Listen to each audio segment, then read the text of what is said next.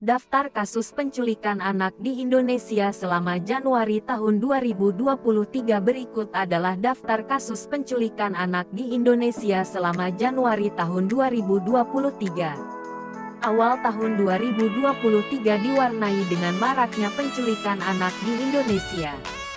Hal itu membuat Kementerian Pemberdayaan Perempuan dan Perlindungan Anak Republik Indonesia (KPPA) mengajak seluruh lapisan masyarakat untuk terlibat dalam perlindungan anak. Seluruh pihak, baik orang tua, masyarakat, dan pemerintah, termasuk aparat penegak hukum harus bersama-sama memastikan upaya perlindungan anak bisa dilaksanakan dengan sebaik-baiknya, sehingga ancaman yang berdampak lebih buruk bisa kita hindari, kata Nahar, sebagai Deputi Bidang Perlindungan Khusus Anak dalam konferensi pers di Jakarta pada tanggal 3 Januari tahun 2023. Kementerian Pemberdayaan Perempuan dan Perlindungan Anak (KPPA) mencatat, sepanjang tahun 2022, ada 28 kasus penculikan anak, di mana angka tersebut mengalami kenaikan pada tahun 2021. Lantas, bagaimana dengan kasus di tahun 2023? Daftar kasus penculikan di Indonesia pada Januari tahun 2023 sepanjang bulan Januari tahun 2023. Ada beberapa kasus penculikan anak di Indonesia.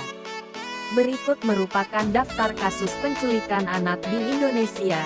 1. Penculikan Malika di Jakarta Pusat. Malika merupakan korban penculikan yang dilakukan oleh Iwan Sumarno pada tanggal 7 Desember tahun 2022. Mulanya, Sumarno mengajak Malika membeli ayam goreng di dekat kios orang tuanya pada pukul 10 waktu Indonesia Barat. Sumarno sudah kenal dekat dengan keluarga Malika. Oleh sebab itu, ajakan Sumarno langsung disetujui oleh Malika. Namun, Malika tak kunjung kembali ke kios sampai siang hari, tepatnya pukul 14 waktu Indonesia Barat. Berdasarkan hasil penelusuran polisi melalui rekaman kamera pengawas, Sumarno naik bajai bersama Malika. Keduanya turun di daerah stasiun kota. Malika menghilang selama 26 hari. Tepat pada tanggal 2 Januari tahun 2023 malam hari, polisi berhasil menemukan Malika di kawasan Pasar Cipadu, Tangerang Kota. Malika berada di dalam gerobak yang biasa digunakan Sumarno untuk bekerja sebagai pemulung. 2. Penculikan Fitria di Cilegon. Kasus penculikan anak juga terjadi di Cilegon pada tanggal 2 Januari tahun 2023.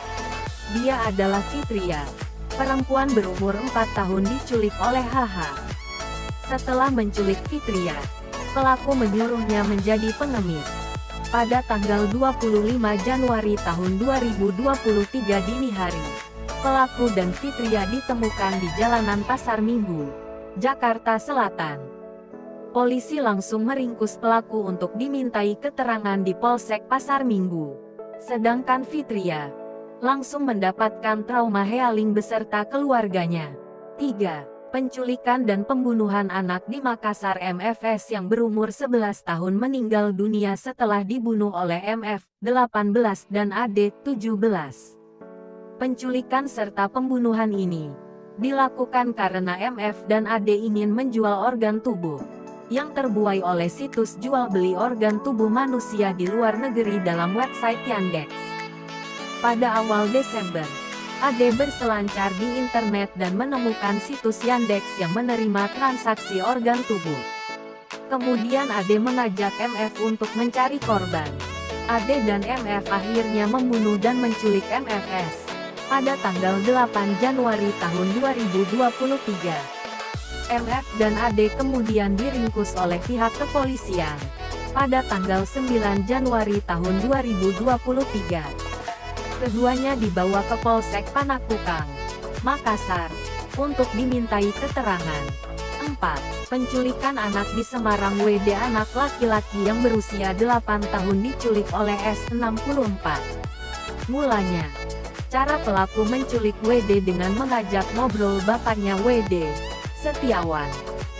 Basa-basi yang dilakukan oleh S adalah menawarkan membawa rongsokan. Setelah memperoleh izin, S langsung membawa kabur motor Setiawan sekaligus menculik anaknya.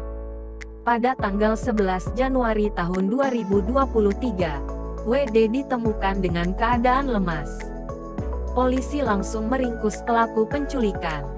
Faktor penyebab marak kasus penculikan anak di Indonesia. Sekretaris Pusat Studi Gender dan Anak TSGA UNESA, Putri Aisyah Rahmadewi mengungkapkan beberapa faktor maraknya penculikan anak. 1. Pengawasan orang tua harus mengawasi anaknya, terlebih ketika sedang main di luar rumah. Sebab maraknya kasus penculikan ini dikarenakan abainya orang tua dalam mengawasi anak-anaknya. Pengawasan yang dilakukan oleh orang tua juga tidak boleh berlebihan.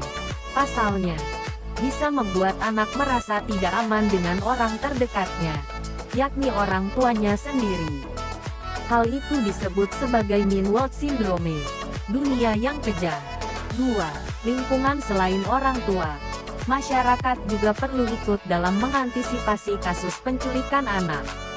Pasalnya, dengan peran masyarakat yang sama-sama peduli, maka anak-anak tidak akan mudah dibawa oleh orang asing.